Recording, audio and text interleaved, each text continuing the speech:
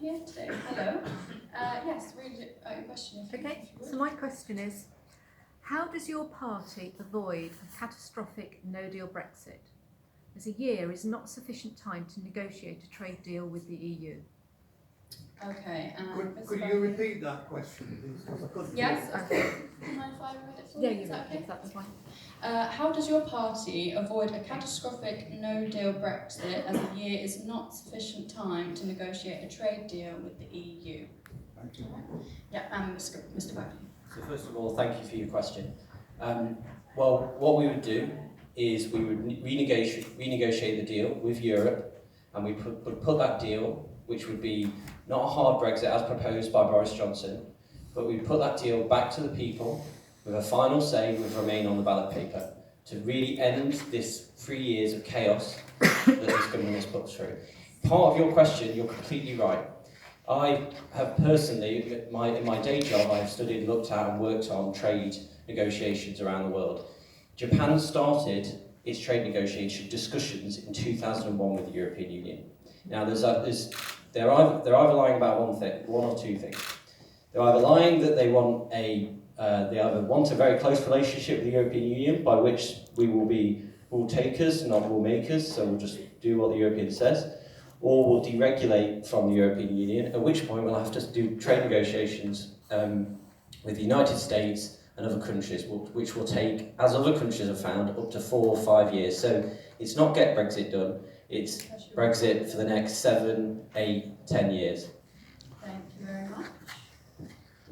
Okay, and Mr. Jenrick, would you like to reply? Well, look, a clear majority of local people in this area voted to leave the European Union in 2016. I appreciate that, Anne, you and I have corresponded on this, and I don't think you were one of those people, but most people did in our area. And I think Well, I didn't. That as a member of Parliament, whoever represents his constituency respects the wishes of local people and gets Brexit done. I also think that countries can't go round and round in circles. You've got to move forward. Brexit is killing a huge drag on all of our lives, on the economy, on the housing market. It's affecting people's lives and livelihoods. Fortunately, the Prime Minister has negotiated a good deal. It's ready to go. Rubbish! Get a Conservative majority government. There'll be a vote in Parliament before Christmas, and the bill will have passed through the House of Commons in January, and we will be out. Do I believe we can get a trade deal by the end of the year? Yes, I do, actually. And the same people said it was impossible to reopen the withdrawal agreement. They said that Boris Johnson would never get rid of the backstop. It was all proven to be wrong. The real drag on progress has been the gridlock in the House of Commons. We need a majority government. We need MPs who actually respect the wishes of their constituents and are committed to getting Brexit done. And that is exactly what I've done in the past, and I'll do in the future if I'm re-elected. Thank you very much. And Mr. Henderson, would you like to reply to that one as well? I think it's very important to recognise that there was a vote and not to belittle people for the way that they voted. I think that the way that we, on both sides, have seen the exchanges is frankly disgraceful. To question somebody's intelligence because of the way they voted, or to call them a racist, or etc. If you'd asked me the day after the vote, should we have a second referendum, I would have said absolutely not. That's democracy. You've got to listen to the people. Unfortunately, any naive notion that I had that the government were prepared to fulfil what the people have asked has been scrapped. Clearly, the government wanted one result, and it's not the result that they wanted.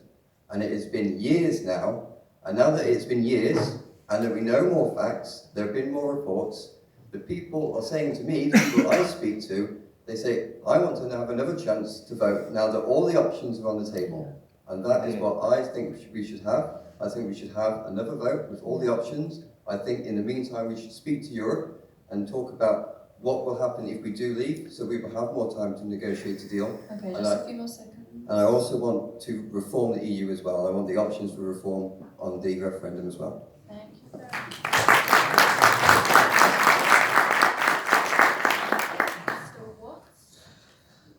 What Boris Johnson is offering us is not what was being promised in 2016. Remember, it was the easiest trade deal in history, all going to be sorted out over a cup of tea one afternoon. Yeah. We were going to have £350 million for the NHS. Lie after lie after lie after lie. His latest lie, of course, is we'll get Brexit done. Boris Johnson's deal is not a good deal. It is a hard Brexit, just put back a few months. And actually, Anne, it's not 12 months, it's only 6 months, because we need to have agreed by July. And that is just not going to happen. The only reason Boris Johnson got a deal is because he simply gave away British rights. He turned his back on Northern Ireland and betrayed them. That's the reality of what he did. That's the only way he did it, because all he cares about is himself and his position. I'm very clear, Brexit was a massive mistake. We should not have voted to leave. I would fight, and do fight, to remain. If I'm elected, it will be on a platform of we should remain in the UK. We should remain in the EU. The trouble is, we will lose the UK because the Scots will go separately. And so I'm absolutely committed to staying in the EU. Thank you very much.